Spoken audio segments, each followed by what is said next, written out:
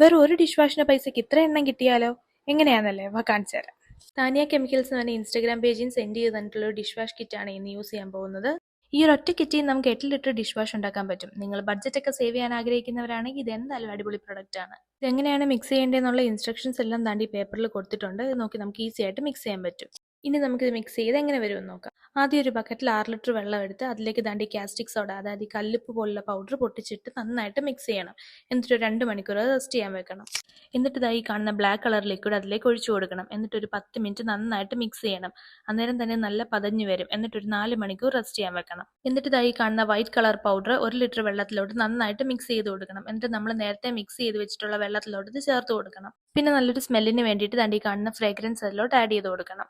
കളറിന് വേണ്ടിയിട്ട് ദാണ്ടി കാണുന്ന പൗഡർ നമ്മുടെ ആവശ്യം അനുസരിച്ച് കുറച്ച് വെള്ളത്തിൽ നന്നായിട്ട് മിക്സ് ചെയ്ത് നമ്മൾ നേരത്തെ റെഡിയാക്കി വെച്ചിട്ടുള്ള ലിക്വിഡിലോട്ട് ചേർത്ത് കൊടുക്കണം. അങ്ങനെ ഈസി ആയിട്ട് നമ്മുടെ ഡിഷ് വാഷ് റെഡി ആയിട്ടുണ്ട്. ഇനി ഒട്ടും സമയം കളയണ്ട, ഇപ്പം തന്നെ വാങ്ങി ട്രൈ ചെയ്തു.